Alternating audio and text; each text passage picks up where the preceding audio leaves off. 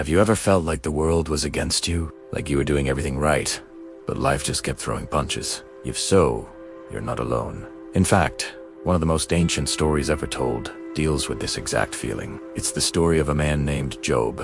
And today, we're diving deep into who he was and what his incredible story can teach us about faith, suffering, and the nature of God himself. So, who was Job? The Bible describes him as a man who was blameless and upright. He feared God and shunned evil. He was incredibly wealthy, with a huge family, thousands of sheep and camels, and a vast estate. By all accounts, he was living the dream. He was a good person, a loving father, and prosperous in every way. But then, in a dramatic turn of events, everything was taken from him. One day, messengers arrive one after another, each with devastating news. First, his oxen and donkeys are stolen, and his servants killed. Then, his sheep and shepherds are struck by what the text calls the fire of God. Next, his camels are carried off by raiders. And finally, in the most crushing blow of all, a mighty wind collapses the house where his children were feasting, and all 10 of them are gone. In a single day, Job loses his wealth, his livelihood, and his entire family. As if that weren't enough, he is then afflicted with painful sores from the soles of his feet to the crown of his head. He goes from being the most respected man in the land to a suffering outcast, sitting in ashes and scraping his sores with a piece of pottery. His wife, seeing his misery, tells him to just curse God and die. But Job's response is remarkable. He says, "Shall we accept good from God and not trouble?" This is where the story really begins. 3 of Job's friends, Eliphaz, Bildad, and Zophar, hear of his tragedy and come to comfort him. For 7 days and 7 nights, they sit with him in silence, because they see how immense his suffering is. But then, they start to talk, and their advice, though well-intentioned, completely misses the mark. Their core argument is simple. Job must have done something wrong. They believe in a straightforward system of divine justice. God rewards the righteous and punishes the wicked. Since Job is suffering so intensely, he must be secretly wicked. Eliphaz suggests that no innocent person has ever perished. Bildad compares Job's children to a weed that's been uprooted, implying they were wicked and got what they deserved. Zophar insists that Job's punishment is actually less than his sins deserve. They pressure him again and again to confess his hidden sin so that God might restore him. But Job stands his ground. He maintains his integrity, insisting he has done nothing to deserve this. This is one of the first powerful lessons from Job. Bad things can and do happen to good people. The world is not always a simple equation of cause and effect, where good deeds are immediately rewarded and bad deeds are immediately punished. Life is far more complex than that. Job's friends represent a kind of rigid, formulaic faith that can be comforting when things are going well, but falls apart in the face of real, unexplained suffering. Their theology is too small for Job's reality. As the debate continues, Job's frustration grows. He's not just arguing with his friends. He's crying out to God. He feels abandoned, targeted, and misunderstood by the very creator he has spent his life honoring. He demands an audience with God, a chance to plead his case. He asks questions we've all asked in our darkest moments. Why? Why is this happening to me?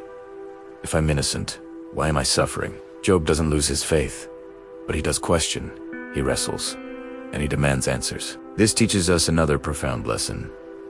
It's okay to be honest with God.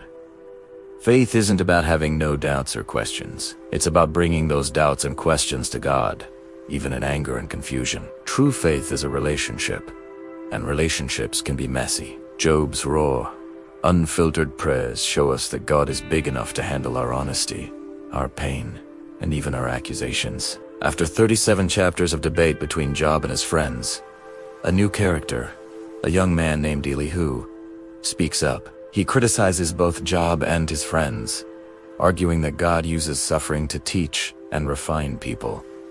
But his speech is just the prelude. Suddenly, God himself answers Job, not from a courtroom, but out of a whirlwind.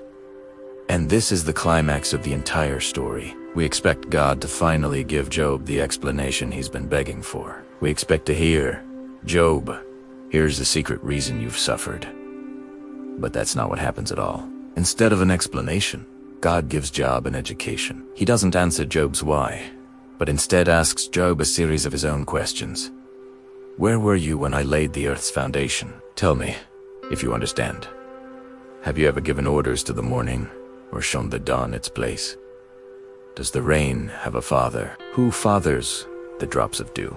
Can you hunt the prey for the lioness, or feed the hungry ravens when their young cry out to God? God takes Job on a poetic tour of the cosmos, from the depths of the sea to the constellations in the sky, from the wild donkey to the mighty eagle. He reveals the vastness, complexity, and untamed beauty of his creation.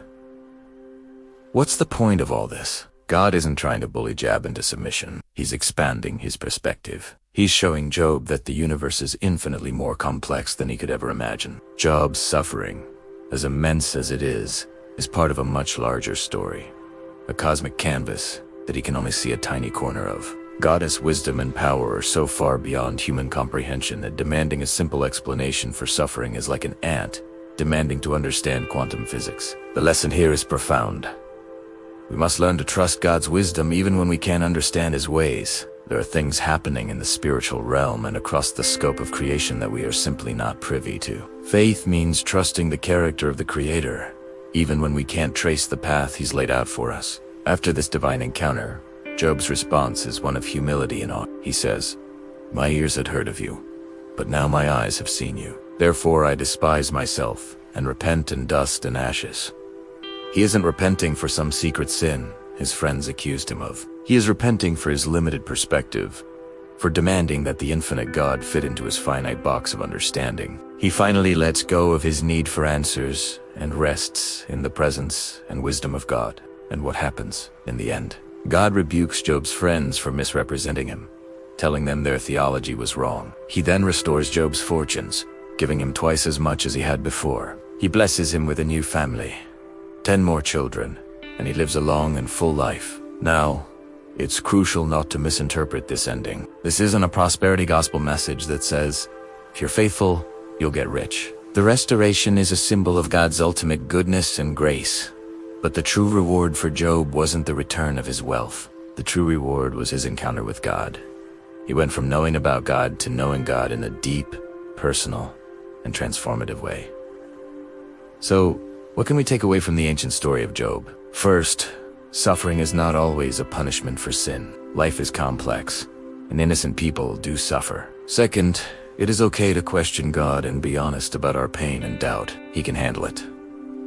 Third, God's wisdom is infinitely greater than our own. We must learn to trust his character, even when we don't understand his plans. And finally, the greatest treasure we can find, especially in our suffering, is not an explanation, but a deeper, more intimate relationship with the Creator of the universe. The story of Job doesn't give us easy answers, but it gives us something far better.